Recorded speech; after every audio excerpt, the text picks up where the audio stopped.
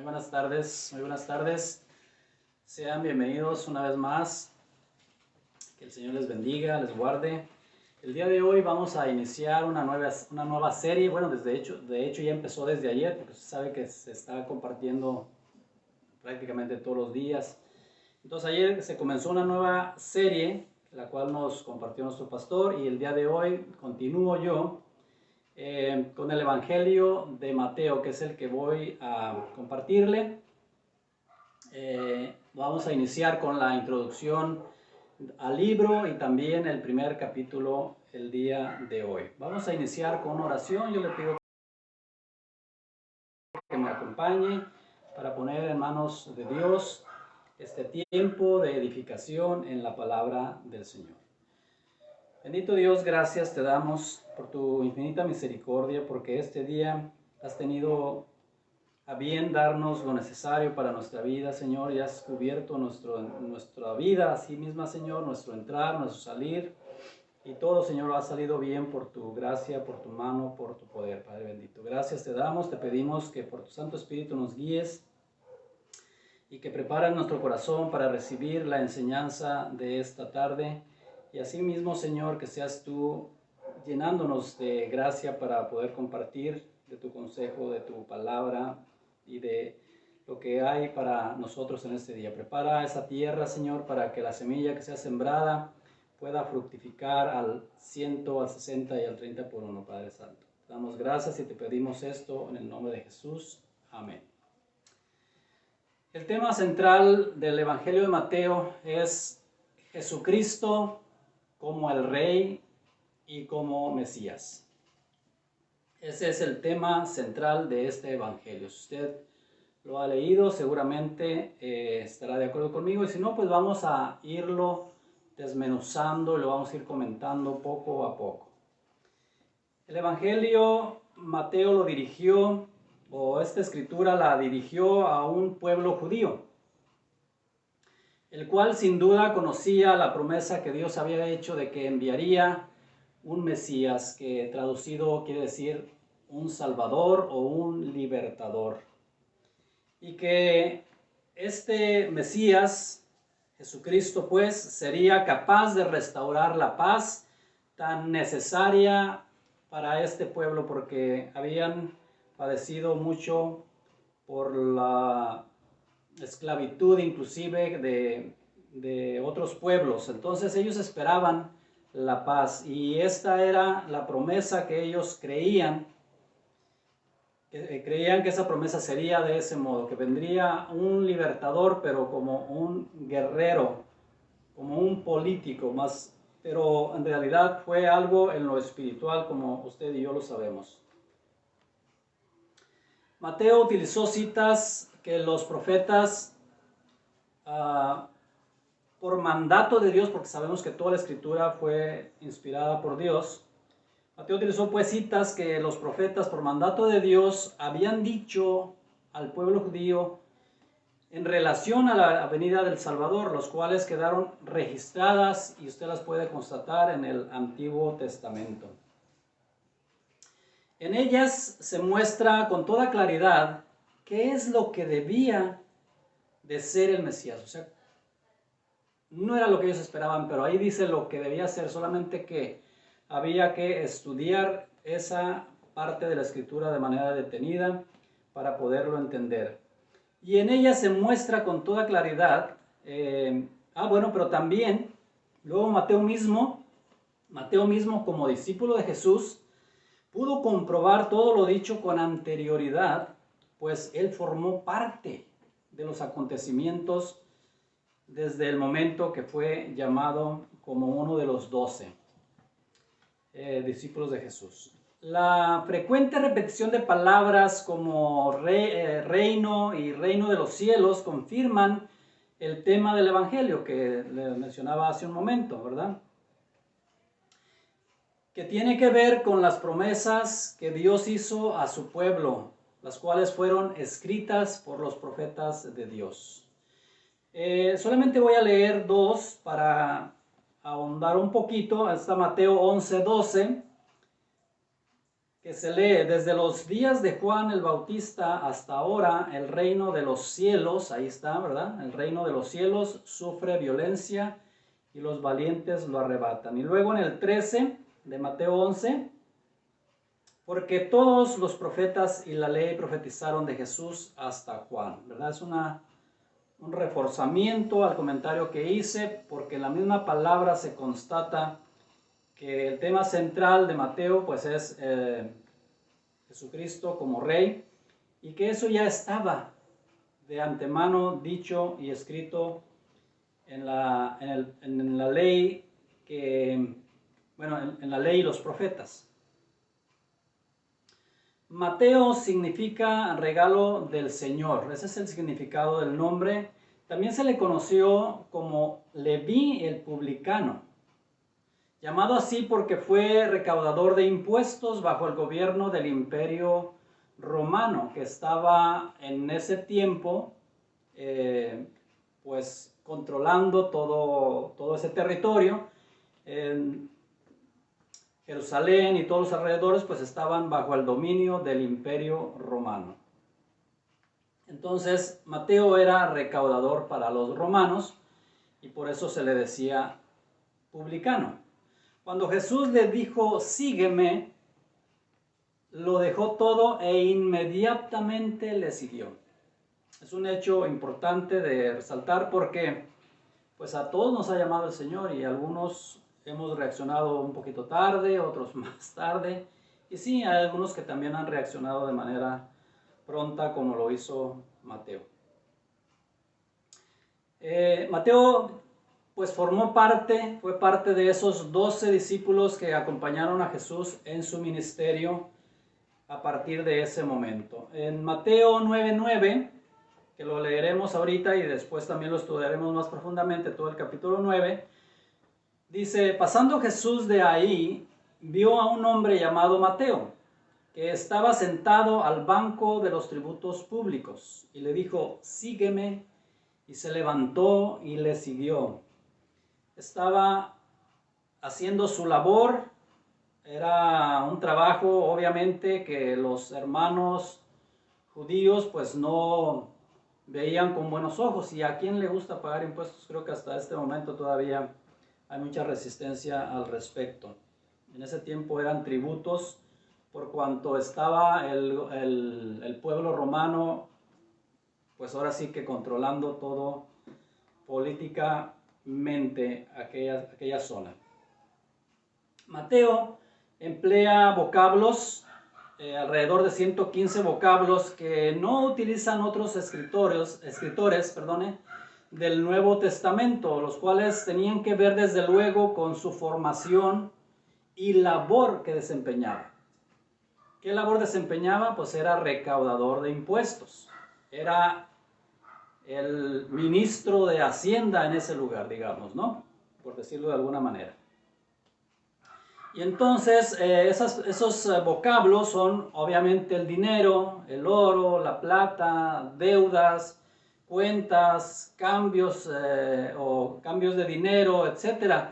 Pues son los términos que se usan normalmente cuando se administran bienes, ¿verdad? Por ejemplo, nosotros los contadores también tenemos un vocabulario particular pues que se relaciona con nuestra actividad, y así no fue la excepción en el caso de Mateo. Eso da evidencia de que fue Mateo, discípulo de Jesús, quien escribió el Evangelio, pero desde luego inspirado, como sabemos, inspirado por el Espíritu Santo de Dios. El Evangelio se escribió, según los eruditos, según los estudiosos, alrededor del año 50 después de Cristo. Y esto hace sentido porque, mire, si Jesús comenzó su ministerio después de los 30 años o en la edad de 30 años, y luego su ministerio duró 3 años, y después hubo que huir y esconderse, porque recuerde que todos los que profesaban la doctrina de Jesucristo, que creían en lo que había sucedido y que había hecho nuestro Señor Jesucristo, eran perseguidos o fueron perseguidos, entonces tuvieron que esconderse, y de pronto por ahí al tiempo pues empezó a redactar todas esas memorias, lo cual confirma, es decir, yo estoy de acuerdo en que sea o haya sido alrededor del año 50 después de Cristo que se escribió este evangelio.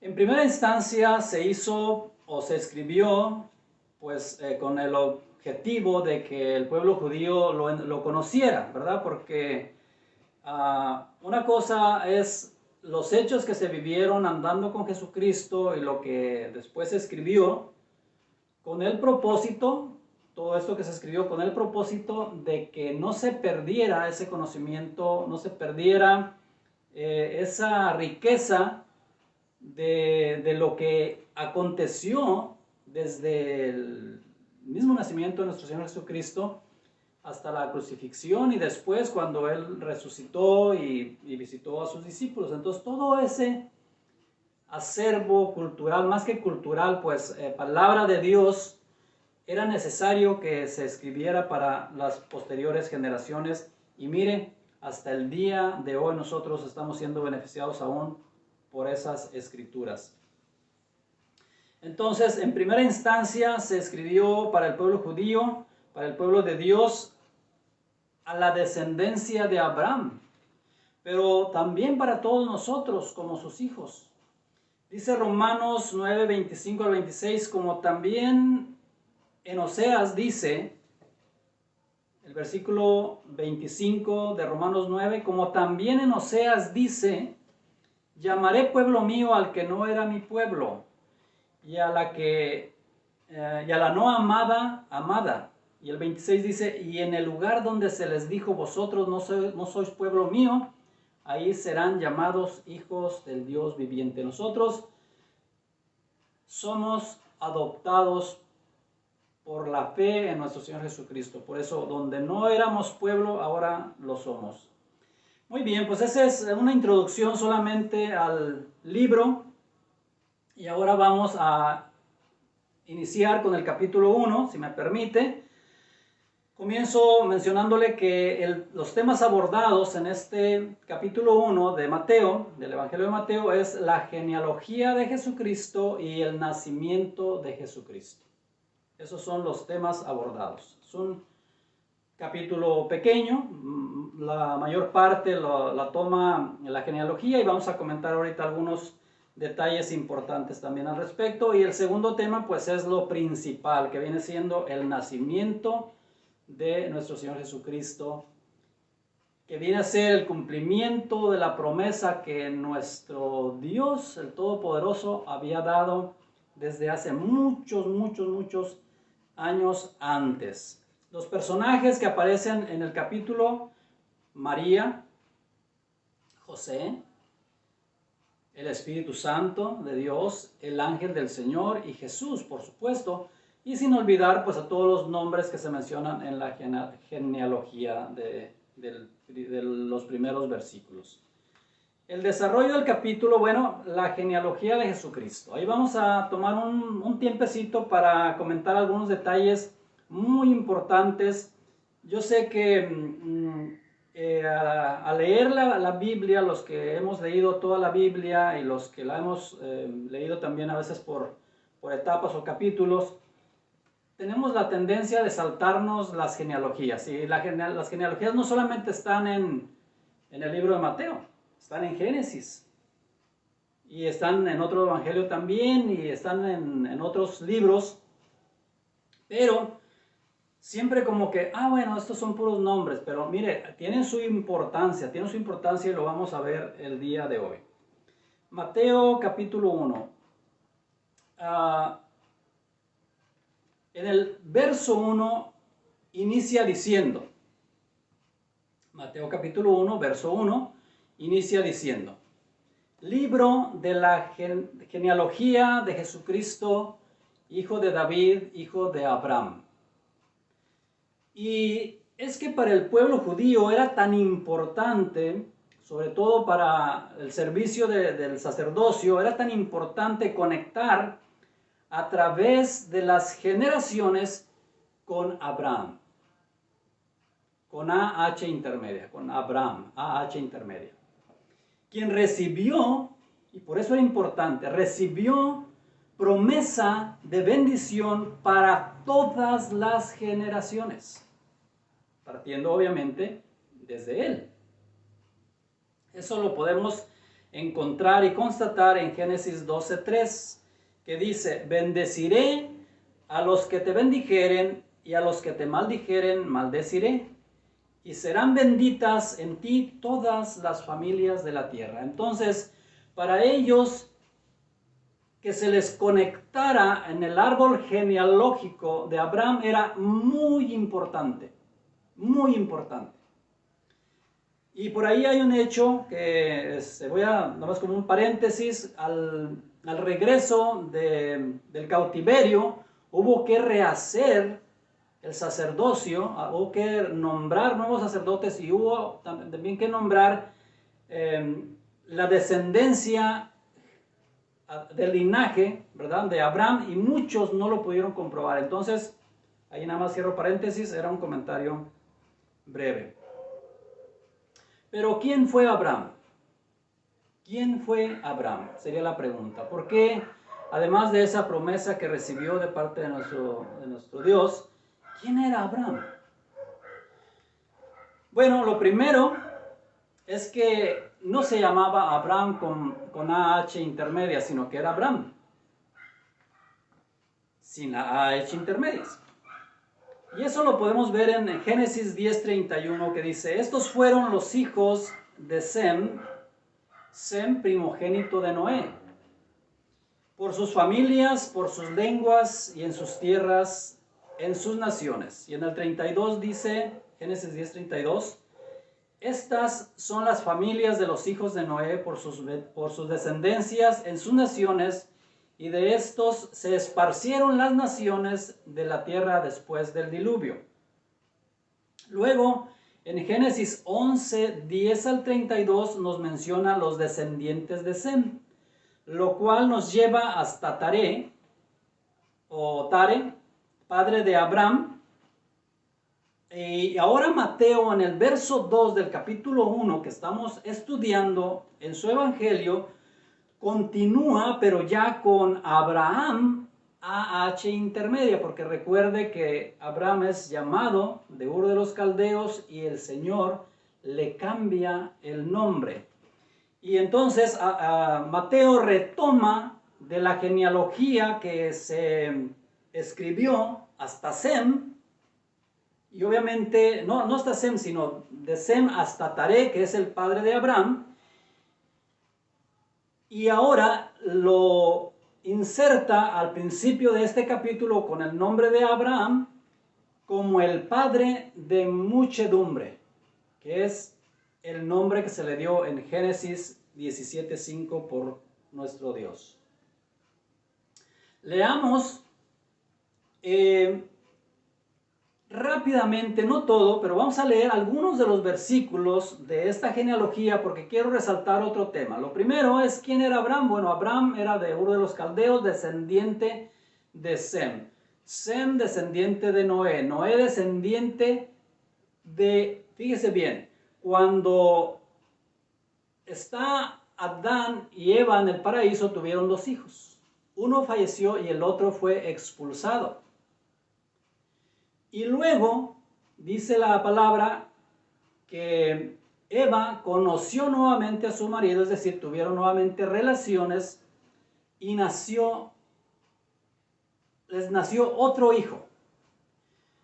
De esta relación, de este nuevo encuentro entre ellos, el nacimiento de este nuevo hijo es el que trasciende por todas las generaciones. No de Abel porque había muerto, y no de Caín porque había sido expulsado, sino le voy a dar el nombre para tenerlo. Eso está en Génesis 7, Génesis capítulo 7.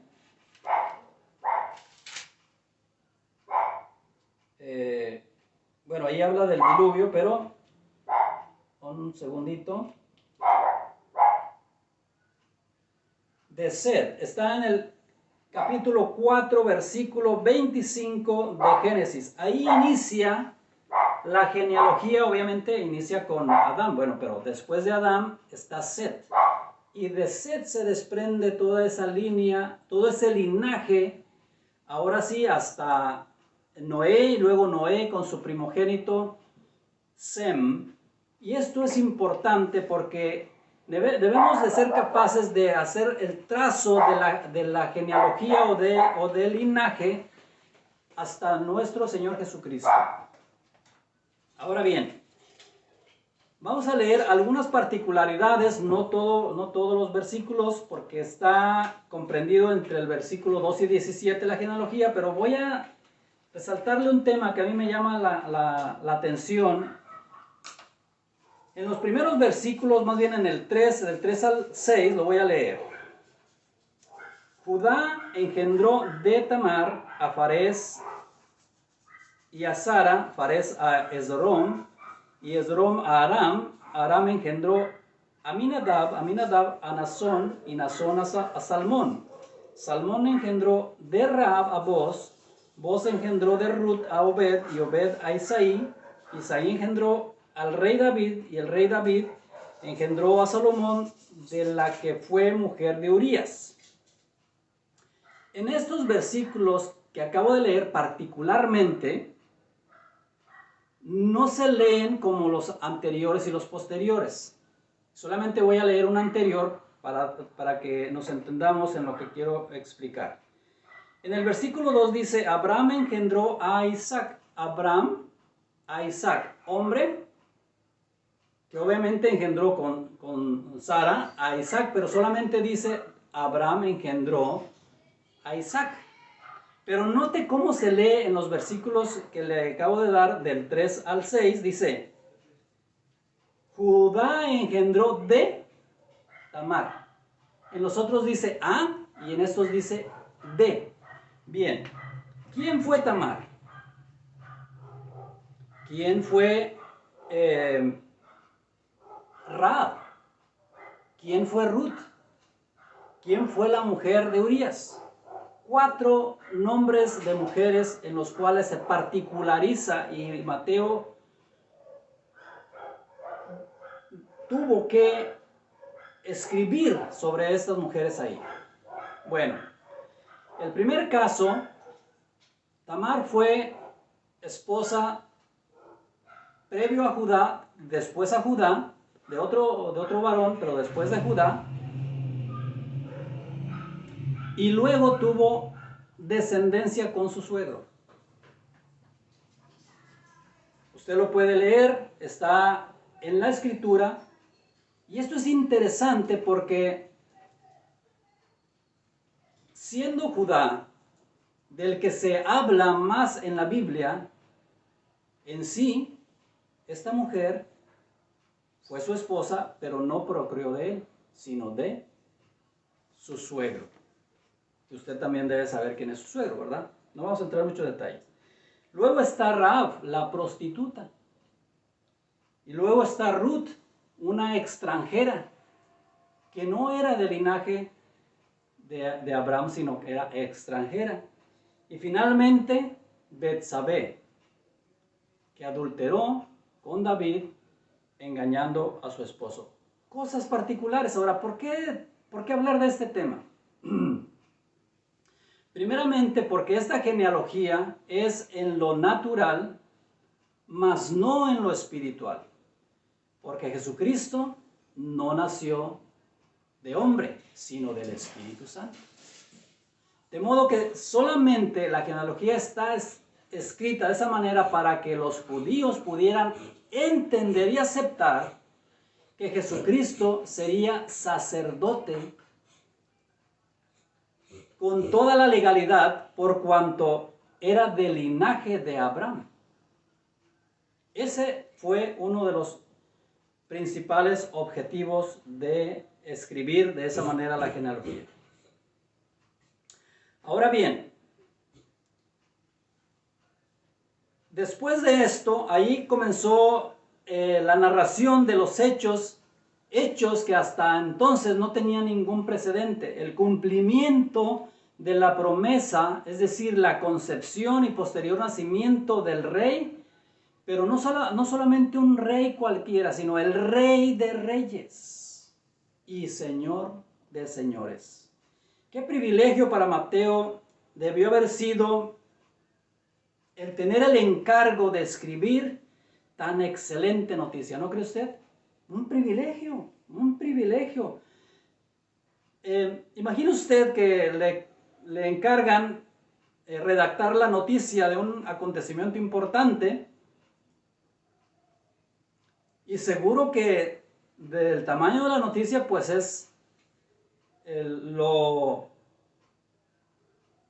bien que uno se siente. Oye, me dieron la confianza de escribir esto. Bueno, pues a él le dieron toda la confianza, ahora sí que le dieron manga ancha para que él escribiera la mejor noticia de todas. La concepción y alumbramiento del Rey de Reyes y Señor de Señores. Y luego, bueno, pues ahí tenemos, eso es la genealogía. El objetivo era conectar, ¿verdad? Desde Abraham, porque a él le fue dada la promesa de que en él serían benditas todas las familias de la tierra, y además para que el sacerdocio fuera, la palabra es no genuino, sino que fuera legal dentro del pueblo judío. Y luego, bueno, pues ahora ya en los versículos del 18 al 25 leemos el nacimiento, cómo fue el nacimiento de nuestro Señor Jesucristo, pero vamos a leerlo de primera mano. Si le parece, vayámonos a la Biblia en los versículos 18 al 25, y estos sí los vamos a leer todos de manera corrida. Dice el 18, el nacimiento de Jesucristo fue así. Estando desposada María, su madre, con José, antes que se juntasen, se halló que había concebido del Espíritu Santo. José, su marido, como era justo y no quería infamarla, quiso dejarla secretamente. Y pensando él en eso, he aquí un ángel del Señor se apareció en sueños y le dijo: José, hijo de David, no temas de recibir a María, tu mujer, porque lo que en ella es engendrado del Espíritu Santo es. Y dará a luz un hijo, y llamarás su nombre Jesús, porque él salvará a su pueblo de sus pecados. Todo esto aconteció para que se cumpliese lo dicho por el Señor por medio del profeta, cuando dijo: He aquí una virgen concebirá y dará a luz un hijo, y llamará su nombre Emmanuel, que traducido es Dios con nosotros. Y despertando José del sueño, hizo como el ángel del Señor le había mandado, y recibió a su mujer, pero no la conoció hasta que dio a luz a su hijo primogénito y le puso por nombre Jesús. Emmanuel, Dios con nosotros. Llegó no antes ni después, sino en el momento preciso. La promesa Dios le había hecho con mucha anticipación, pero no había ocurrido porque Dios siempre actúa y hace las cosas de manera perfecta y en su tiempo. No antes ni después. Y dejó para cada uno de los que en él creen una enseñanza y una esperanza que viene a ser de vida eterna, de una trascendencia eterna.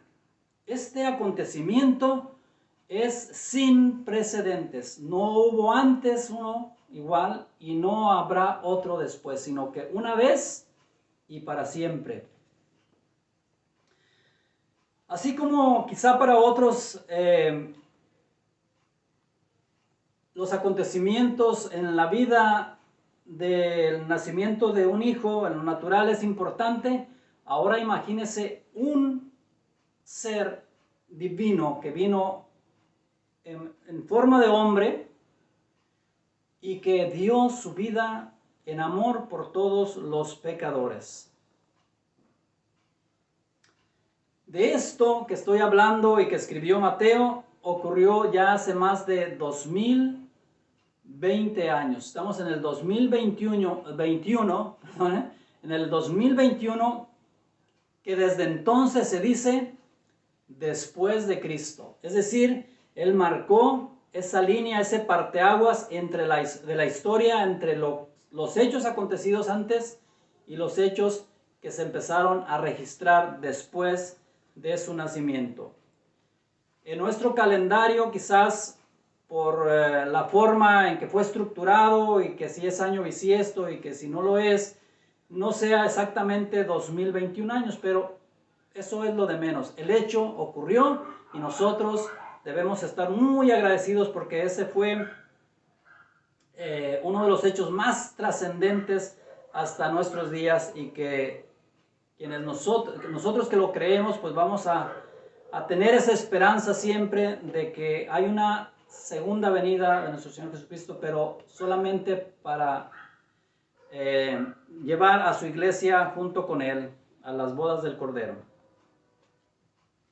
Fue pues un hecho trascendente como no hubo otro ni habrá, porque en su amor infinito, Dios, al ver la condición deplorable del hombre, prometió enviar un Salvador.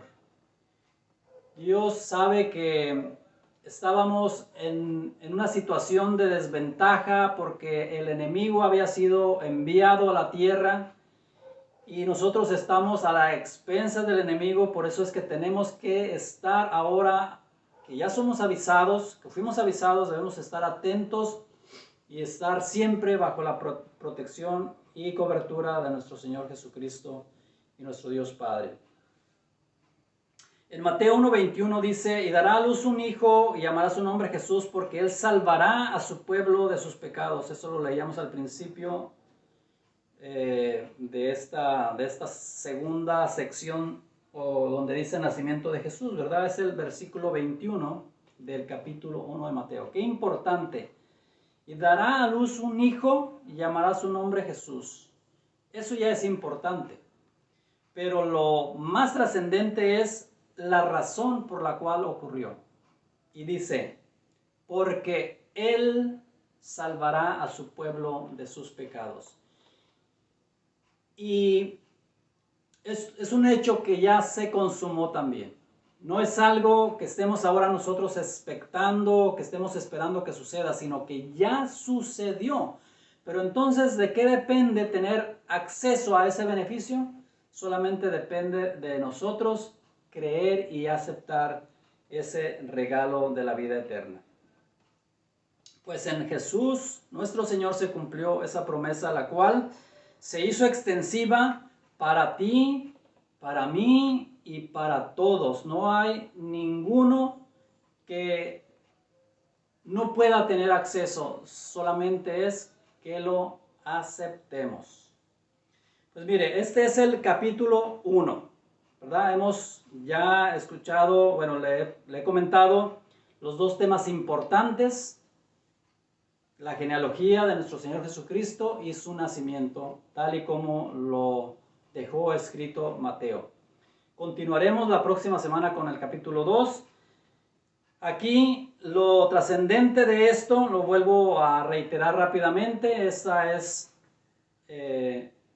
digamos, lo que debemos nosotros con lo que nos debemos de quedar de este capítulo, es que fue un hecho trascendente que fue llevado a cabo por nuestro Señor Jesucristo con el propósito de salvar a su pueblo del pecado en el cual vivíamos y muchos todavía viven. Entonces, ese fue el propósito. Y el segundo es que Él se manifiesta a todos como el Rey de Reyes, el Señor de Señores. A Él es al que tenemos que buscar, aceptar y rendir nuestra vida. Que el Señor Dios Todopoderoso les bendiga y que nuestro Señor Jesucristo interceda por todas nuestras necesidades como siempre lo hace, y le damos a Él toda la gloria, la honra y la alabanza. Así quedamos despedidos, hermanos, y nos vemos la próxima semana, Dios mediante. Gracias.